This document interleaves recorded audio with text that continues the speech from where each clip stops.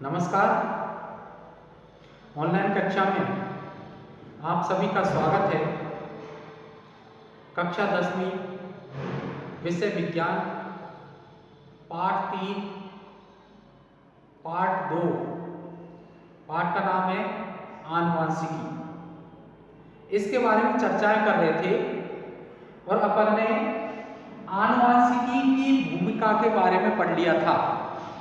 अपन ने आनुवंशिकी किसे कहते हैं, आनुवंशिक लक्षण कौन कौन से हैं, मेंडल का जीवन परिचय, मेंडल का जन्म कहाँ हुआ, इसकी शिक्षा कहाँ हुई, इसने उद्यान मटर के रूप में किस प्रकार कार्य किया, ये आदि इनके बारे में चर्चाएं कर ली थी। इसके साथ साथ अपन ने मेंडल के सफलता के कारण की भी चर्चाएं कर ली थी।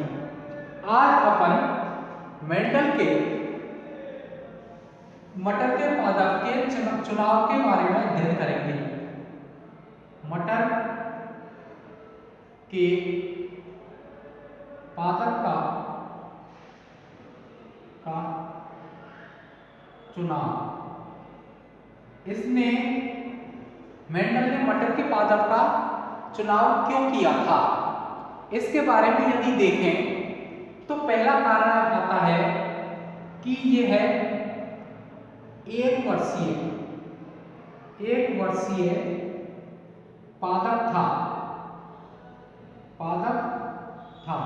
इसके सारे परिणाम एक वर्ष में अपनी जीवन लीला समाप्त कर लेता था, इसलिए मटर के पादप का चुनाव किया।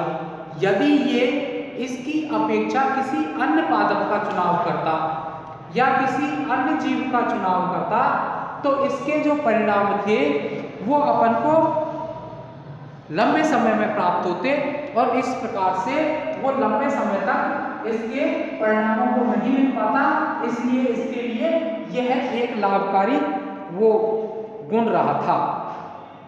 दूसरा, मटर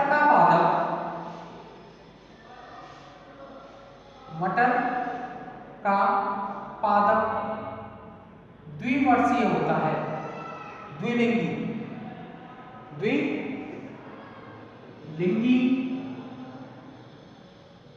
होता है, अर्थात नर एवं मादा पादप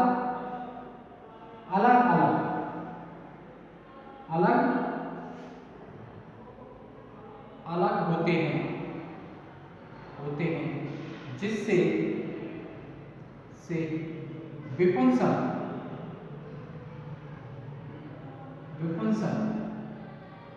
में लाभकारी है।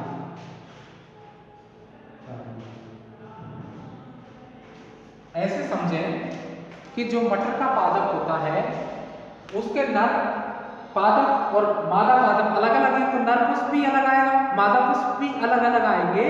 तो ऐसी स्थिति में अपन जिस परागकण को जिस पादप की वर्तिका पर डालना चाहते हैं उस पर डाल सकते हैं और या फिर उसको निषेचित होने से भी रोक सकते हैं, ये इसके लिए लाभकारी था। तीसरा था, मटर के पादप में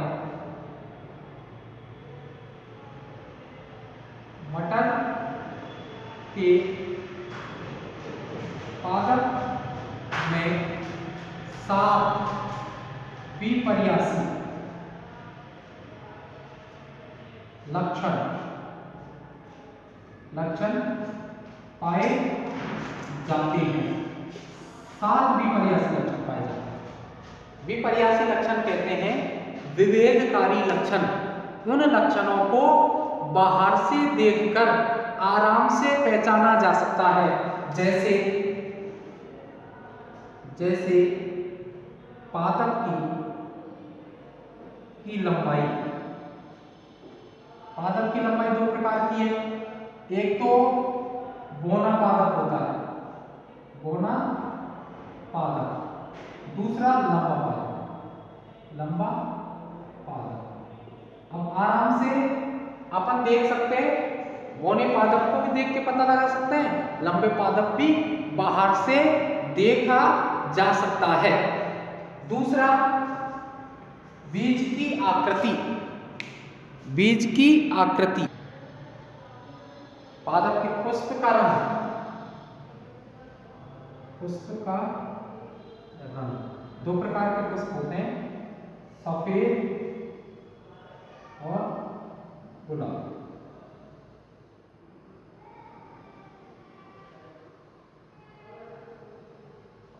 प्रताम, प्रताम सहित और प्रताम रहित, प्रताम रहित। इस प्रकार से 7 लक्षण पाए जाते हैं। इन 7 लक्षणों के आधार पर अपन के इसके कारण जो मेंडल ने मटर के पादप का चुनाव किया था, इसलिए इसको लाभकारी सिद्ध हुआ। अब अपन आनुवांशिकता से संबंधित शब्दावली। आनुवांशिकता में कुछ शब्दों का उपयोग होगा, उनको समझना इसलिए आवश्यकता है कि आनुवांशिकता को समझने के लिए अपन इन लक्षणों को जानना अति आवश्यक है। इनके अभाव में अपन इसको आनुवांशिकता को ठीक से नहीं समझ सकते। तो पहले है जीन। जीन किसे कहते हैं और जीन क्या है? जीन कहलाते हैं कि वह कारक जो किसी एक लक्षण का नियंत्रण करते हैं, वे कारक जो किसी लक्षण का नियंत्रण करते हैं,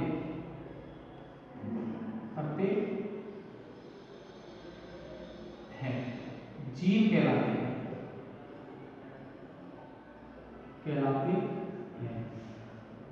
जीन शब्द जोन्सेनबर्ग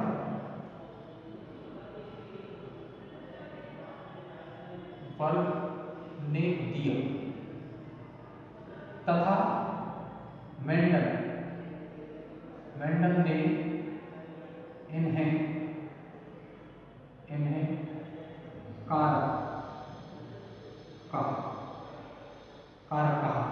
अपन को समझना चाहिए कि ये 3 के समूह मिलते हैं गुणसूत्र के ऊपर और ये किसी लक्षण को नियंत्रित करते हैं।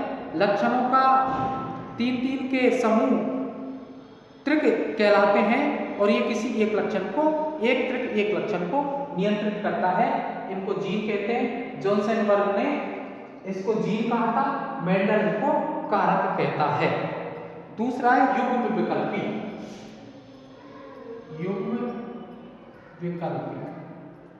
युग्म विकल्पी कहते हैं कि गुणसूत्र क्या है, हमेशा जोड़े में मिलते हैं और जोड़े में मिलते हैं तो जो गुणसूत्र है उसका एक पार्ट, उसका एक विकल्पी माता से, एक विकल्पी पिता से आता है। इस प्रकार से एक युग्म बनता है, उसको युग्म विकल्पी कहते हैं। अर्थात गुणसूत्र हमेशा जोड़ों में पाए जाते हैं। एक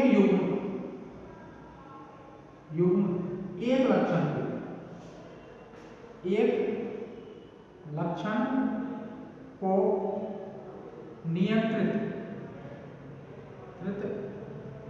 करता है। जैसे लंबाई का कारक, जैसे लंबाई के 2 युग्म विकल्प हैं, एक तो होता है कैपिटल टी, ये लंबेपन के लिए कैपिटल टी, और बौनापन के लिए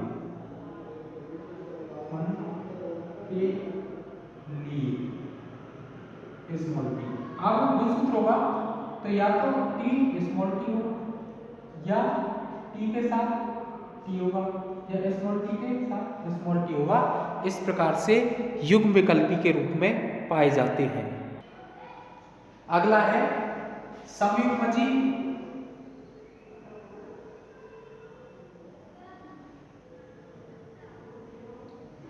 मजी एवं विषम युग्मजी।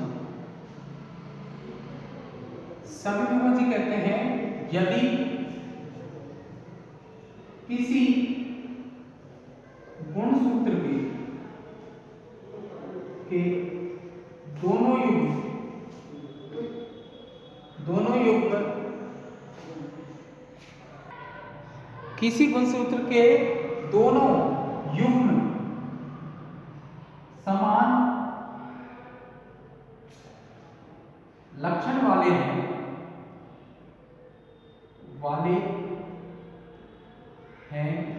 तो समयुग्मजी अवस्था कहलाती है। और यदि दोनों युग्म विकल्पी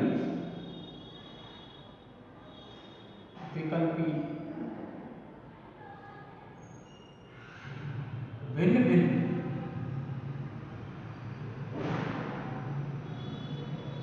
लक्षण वाले हैं तो विषम युग्मजी अवस्था कहलाती है।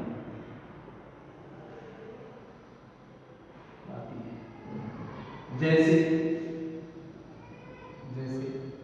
लंबाई फलन का कारक है, लंबाई फलन का कारक मेंडल ने कारक कहा था। तो यदि अगर उनके गुणसूत्र का क्रम ये है या ये दोनों समान लक्षण वाले हैं, ये भी प्रभावी है और ये भी कैसा है प्रभावी, या ये अप्रभावी है और ये भी कैसा अप्रभावी, तो ये क्या जाएगा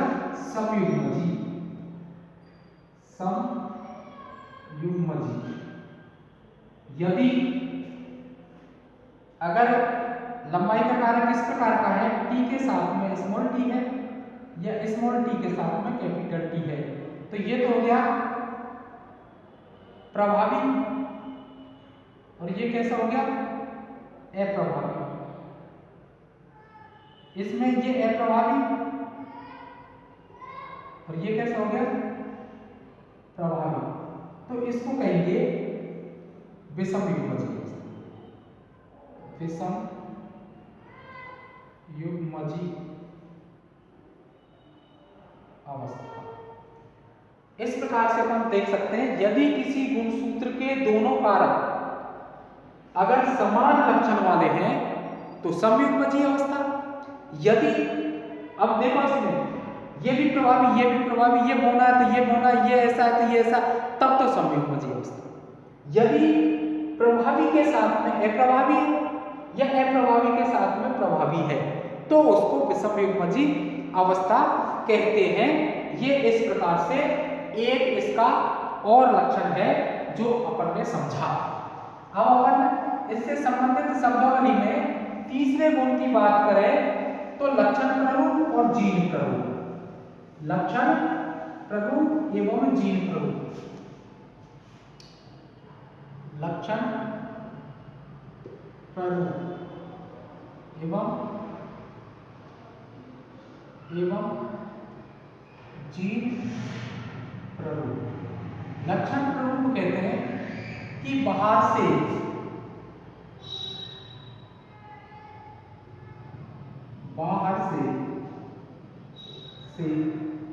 दिखाई देने वाले लक्षणों का अनुपात लक्षण प्ररूप कहलाता है। जबकि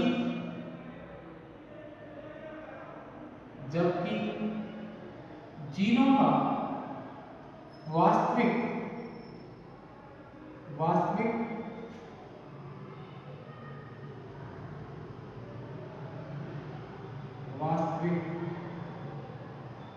अनुपात जीन प्ररूप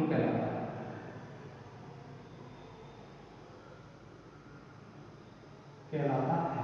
देखिए, किसी पादप का वंशक्रम इस प्रकार का है, कैपिटल टी के साथ में स्मॉल टी, कैपिटल टी के साथ में स्मॉल टी। ये कोई पादप है, इस प्रकार के उनका जीनों का लक्षण है। तो अपन देखेंगे ये 3 पादप एक जैसे दिखाई देंगे। ये तो हो गया 3, और एक पादप होना दिखाई देगा, ये लक्षण कहलाएगा। क्या हुआ? पादप के 3 पौधे तो एक जैसे दिखाई दे रहे हैं, एक पौधा कैसे दिखाई दे रहा है? अलग प्रकार का होना दिखाई दे रहा है।